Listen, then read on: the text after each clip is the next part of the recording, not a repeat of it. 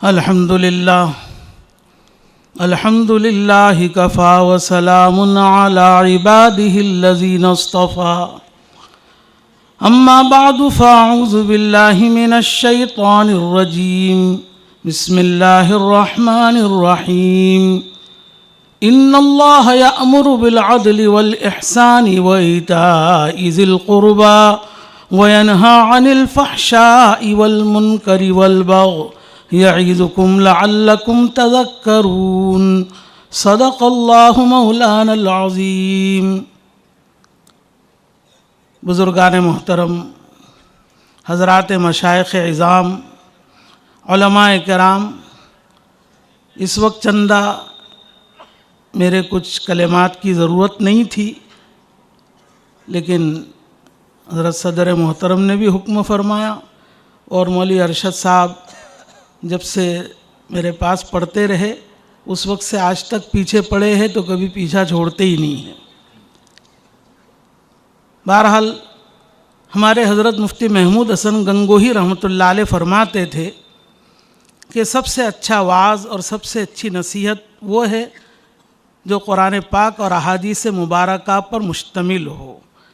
حضرت صدر محترم نے فرمایا کچھ نصیحت فرما دے۔ ہماری کیا نصیحت ہو سکتی ہے؟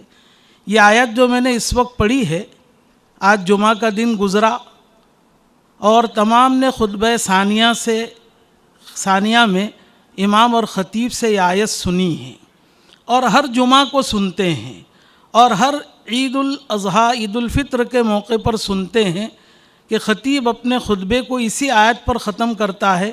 ہمارے کان اس آیت سے اتنے مانوس ہو گئے ہیں کہ جب خطیب اس آیت کو پڑھنا شروع کرتا ہے تو ہم اپنی جگہ سے کھڑے ہونا شروع کر دیتے ہیں کہ اب نماز کا وقت آ چکا ہے، اتنے مانوس ہو گئے۔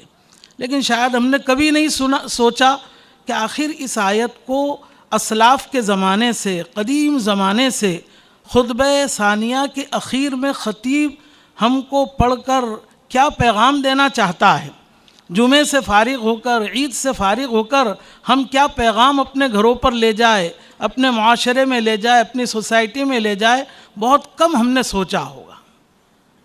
حضرت عبداللہ ابن مسعود رضی اللہ تعالیٰ عنہ فرماتے ہیں کہ قرآن پاک کی سب سے جامع ترین یہ آیت ہے، اس لیے کہ اللہ تبارک و تعالیٰ نے اس میں سارے محاسن اخلاق یعنی عمدہ اور اچھے اخلاق کو بیان فرما دیا اور سارے برے اخلاق سے ہمیں منع فرما دیا۔ بس اس آیت کا میں ترجمہ عرض کر دیتا ہوں کہ ہر جمعہ اور ہر عیدین کے موقع پر جب اس آیت کو ہم سنیں تو یہ پیغام لے کر کے جائے، ان اللہ یأمر بالعدل، بے شک اللہ تبارک و تعالی حکم دیتا ہے عدل کا۔ ابھی ہم نے فقیہ العصر حضرت مولانا خالد سیف اللہ رحمانی سے اس آیت کے متعلق کچھ گزارشات بہت ہی علمی اور بہترین انداز میں سنی ہے۔ اللہ تعالی حکم دیتا ہے عدل کا۔ عدل کے معنی اپنا حق لے لینا اور دوسرے کا پورا حق دینا، ہر ذی حق کو اس کا حق ادا کرنا۔ ہم اپنے گھر میں، اپنے محلے میں، اپنے برادران وطن کے ساتھ انصاف کے ساتھ، برابری کے ساتھ، عدل کے ساتھ معاملہ کرے، اللہ تبارک و تعالیٰ اس کا حکم دے گا۔ جب عدل قائم ہوگا تو دنیا میں امن پھیلے گا۔ خود گھر کے جھگڑے بھی کیوں پیدا ہوتے ہیں؟ باپ کبھی ایسا کرتا ہے، کسی ایک بیٹے کو پراپرٹی دے دیتا ہے، دوسرے بیٹے کو محروم کرتا ہے، اس بیٹے کے دل میں کینہ پیدا ہو جاتا ہے، ماں باپ کا مخالف ہو جاتا ہے۔ سرکار دو عالم صلی اللہ علیہ وسلم کا ارشاد ہے کہ ایک مرد اور ایک عورت 60 سال تک اللہ کی عبادت میں مشغول رہتے ہیں، لیکن مرنے سے پہلے ایسی وصیت کر جاتے ہیں کہ بعض وارث محروم ہو جاتے ہیں۔ اللہ تعالیٰ اس 60 سال کی عبادت کے باوجود ایسے شخص کو جہنم کے اندر داخل فرمائے گا۔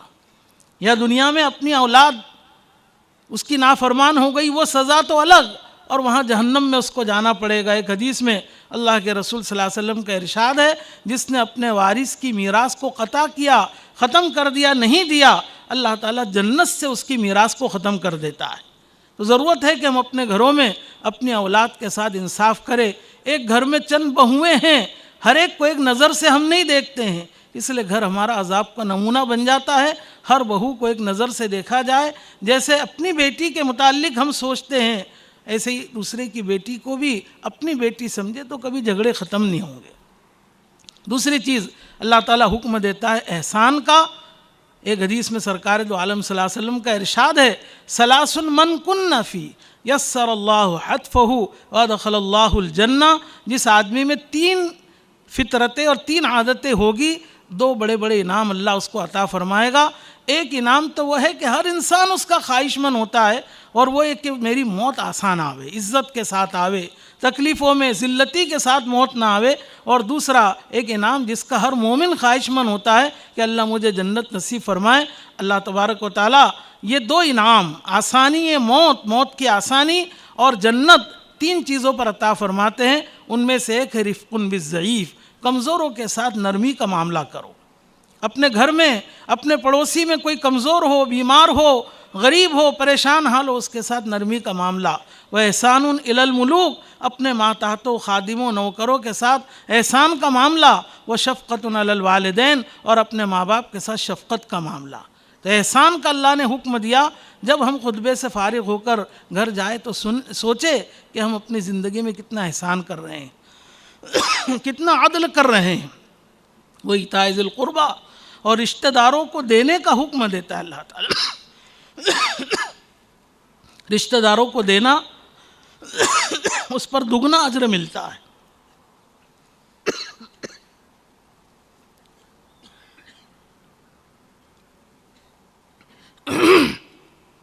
چنانچہ حدیث میں آتا ہے کہ کسی اور کو صدقہ دینے سے رشتہ داروں کو دینے پر دگنا اجر ملتا ہے۔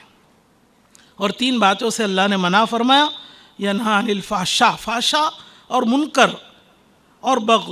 فحشاء اور منکر کا ترجمہ اردو میں ہوتا ہے برائی، لیکن ایک بڑا لطیف فرق ہے۔ فحشاء ہر اس برائی کو کہتے ہیں جس کو شریعت اور اسلام نے بھی برا کہا ہو، اور دنیا کے ذی رائے ذی عقل لوگ بھی اس کو برا سمجھتے ہو۔ ہر ایسی برائی سے اللہ تعالیٰ روکتا ہے جس کو اسلام نے بھی برا قرار دیا، جیسے زنا ہے، چوری ہے، قتل ہے، اللہ تعالیٰ اس سے روکتا ہے۔ اور منکر اس برائی کو کہتے ہیں جو شریعت میں بری ہے، چاہے لوگ اس کو انجام دیتے ہو، جیسے سودی کاروبار ہے، جوا ہے، سٹہ ہے۔ اور اللہ تبارک و تعالیٰ ظلم سے روکتا ہے۔ تو 3 چیزوں کا حکم، عدل، احسان، رشتہ داروں کے حقوق ادا کرنا، 3 چیزوں سے اللہ روکتا ہے۔ اللہ تبارک و تعالیٰ 3 چیزوں سے روکتا ہے، فحشاء سے، منکر سے اور ظلم سے۔